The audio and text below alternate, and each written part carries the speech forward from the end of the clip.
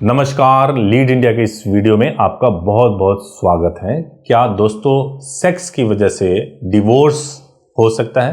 क्या सेक्स एक ग्राउंड है हस्बैंड और वाइफ के बीच में डिवोर्स लेने के लिए? क्या यह ऐसा सब्जेक्ट है जिसके बारे में बात नहीं की जाती है और कहीं ना कहीं हस्बैंड या वाइफ के इमोशंस को सप्रेस होने दिया जाता है? इन विषयों पे बात करने के लिए, मुझे हेल्प करने के लिए, ताकि वो सवाल पूछ सके, मेरे साथ में बहुत ही खास गेस्ट लीड इंडिया की group editor doctor Taruna S Gaur हैं।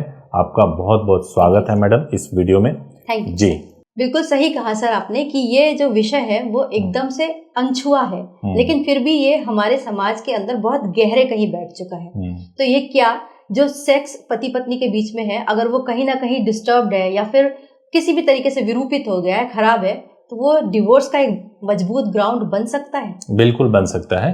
हाई कोर्ट ने, सुप्रीम कोर्ट ने कई अपने आदेशों में कहा है कि अगर पत्नी लगातार सेक्सुअल रिलेशनशिप बनाने से मना करे तो वो हस्बैंड्स के साथ में क्रूएलिटी होता है और उसको आधार मानते हुए डिवोर्स दिया है। हालांकि हकीकत ये भी है कि पत्नियों के साथ में भी ऐसा होता है कि हस्बैंड जो है उनका कहीं और अफेयर हो जाए और पत्नी के साथ में वो उस तरीके का रोमांस ना रख पाए, तो उसको भी डिवोर्स का ग्राउंड बनाया गया है। सबसे इंपॉर्टेंट ये होता है कि इस विषय पे बात नहीं होती, या सेक्स को लेकर के ही अलग अलग कंप्लेंट होने लगते हैं। जैसे अननेचुरल सेक्स भी एक नया चीज आ गया है जिसमें हस्बैंड को परेशान करना है, या फिर एक बहुत डिस्ट्रेसफुल रिलेशनशिप है जिसमें पनिश करने के लिए सेक्स को मुद्दा बनाया जाता है और रिलेशनशिप बनाया नहीं जाता है।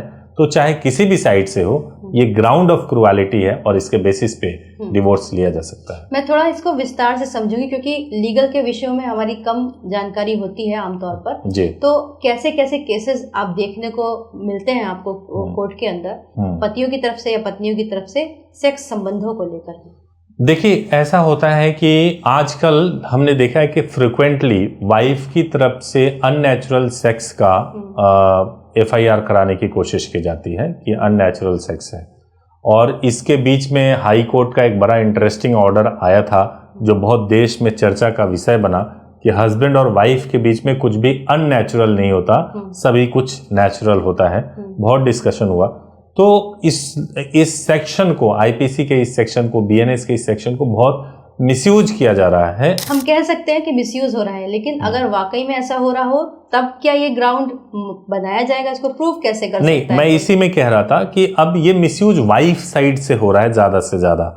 अब लेकिन एक दूसरा जो पहलू है कि भाई अगर सेक्सुअल रिलेशनशिप नहीं बन पा रहे हैं तो पहला चीज ये है कि ये कैसे साबित करेंगे कोर्ट के अंदर कि रिलेशनशिप बन नहीं रहा है। जैसे मान लीजिए हस्बैंड और वाइफ हैं और वो डिस्टेंस रिलेशनशिप में है, दोनों अलग अलग रहते हैं, तो उस केसेस में डेफिनेटली कोई रिलेशनशिप नहीं बन पा रहा है, तो इसको तो क्रूरता या उसको क्रूएलिटी माना जाएगा या बनाया जाएगा। बिल्कुल बिल्कुल। अगर मान लीजिए हस्बैंड ने मैसेज किया, व्हाट्सएप किया कि 1 साल हो गया तुमने मेरे साथ किसी भी तरह से सेक्सुअल रिलेशनशिप नहीं बनाया, तो वाइफ का मैसेज आ जाता है कि मैं तो तुम्हारी शक्ल भी नहीं देखना चाहती, और सेक्सुअल रिलेशनशिप तो बहुत दूर की बात है।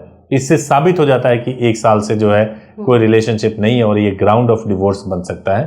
तो काइंड ऑफ कम्युनिकेशंस के बेसिस पे और इन सारी चीजों के बेसिस पे कोर्ट में ये साबित किया जा सकता है और क्रूएलिटी के बेसिस पे हस्बैंड्स को डिवोर्स मिल जाता है, जिसमें सेक्सुअल रिलेशनशिप भी जो है क्रूएलिटी के तौर पर कंसीडर किया जाता है। आपके इस जवाब से मेरे मन में एक प्रश्न आया कि जैसे पति पत्नी मान लीजिए कहीं किसी जेन्युइन रीजन से अलग अलग है, दूर है, नहीं रिलेशन बन रहा है, तब तो इस केस में नहीं होगा ऐसा। तो अगर मान लीजिए दोनों अलग अलग रह रहे हैं तो क्या मिलने के चांसेस हैं लेकिन मिल नहीं रहे?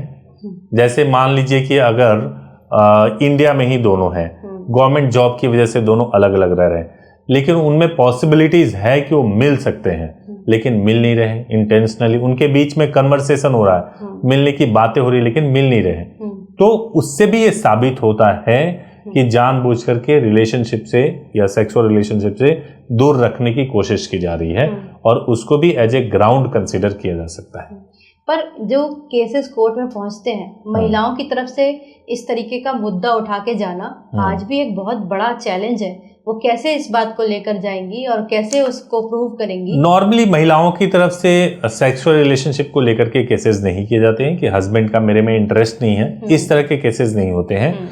ये हस्बैंड की तरफ से होते हैं, हस्बैंड की तरफ से ज्यादा होते हैं कि भाई वाइफ का मेरे में इंटरेस्ट नहीं है और काफी टाइम से ये इंटेंशनली इस तरह के रिलेशनशिप को बनाने से मना कर रही हैं। जो वाइफ के साइड से होता है वो ज्यादातर यही होता है कि हस्बैंड ने फोर्सफुली अननेचुरल सेक्स किया, अननेचुरल सेक्स के लिए अटेम्प्ट किया, या फिर ड्यूरिंग द सेपरेशन, जब सेपरेशन में रह रहे हैं, अलग रह रहे हैं, तब जो है हस्बैंड ने जो है ट्राई किया सेक्स करने के लिए। इन सारी चीजों के बेसिस पे जो है वो कोर्ट में केस करती है। तो क्या इसको फिर मान लीजिए कि दोनों अलग रह रहे हैं और उसके बाद में कोई डिस्प्यूट चल रहा है, उसके बाद में पति आता है और उसके साथ में रिलेशन बनाता है, तो उसके खिलाफ पत्नी केस करेगी तो वो जेन्युइन मान ये पूरे देश में और जुडिशरी के सामने भी ये डिबेट का विषय है कि क्या मैरिटल रेप को अलाउ करना चाहिए, नहीं करना चाहिए, यानी कि पति पत्नी के बीच में क्या रेप भी हो सकता है, क्या पति पत्नी को रेप भी कर सकता है। ये एक डिबेटेबल विषय है और अभी तक इसका कोई कंक्लूजन नहीं निकला है।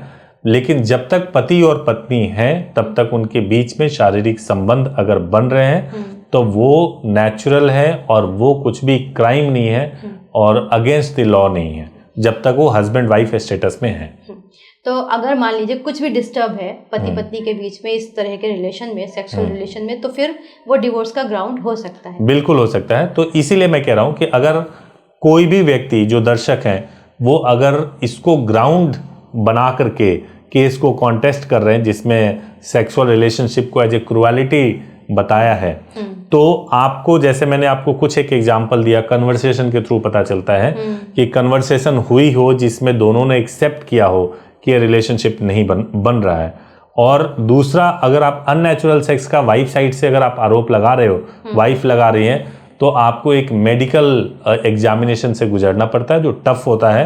तो कोई भी फेक एलिगेशन लगाने से बेहतर है कि जो जेन्युइन एलिगेशंस है, जो जेन्युइन आपके साथ जो भी जेन्युइन आपके साथ हुआ है वही आप अपने पिटीशन का पार्ट बनाएं, तो उसमें आपको ज़्यादा जल्दी न्याय मिलेगा और आप कोर्ट में साबित कर पाओगे।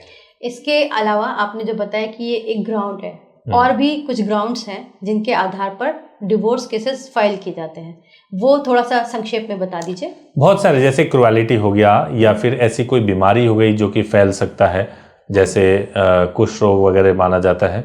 इसके अलावा अगर रिलीजन चेंज कर लेते हैं तो आपको डिवोर्स हो सकता है। आप कहीं और शादी कर लें तो वो ग्राउंड है। एडल्ट्री में चले गए तो ग्राउंड है। बहुत सारे ऐसे ग्राउंड्स हैं जो कि लॉ में लिखे हुए हैं। खाना नहीं बना रही हो, टाइम पे खाना नहीं दे रही हो, तुम सुबह टाइम से नहीं जग रही हो, सास का ध्यान नहीं रख रही हो, ससुर का ध्यान नहीं रख रही हो, पति बोले कि तुम मोटी हो, छोटी हो, पतली हो, तो ये सारे ग्राउंड्स नहीं है डिवोर्स के, जिनके लिए लोग समझते हैं कि कोई बहुत बड़ी चीज हो गई है।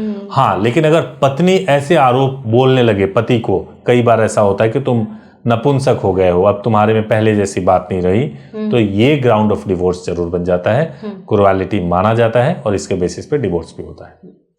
इस छुपे हुए विषय पर, अनछुए विषय पर बात करने के लिए बहुत बहुत धन्यवाद sir. Thank you so much madam, thank you so much, thank you so much.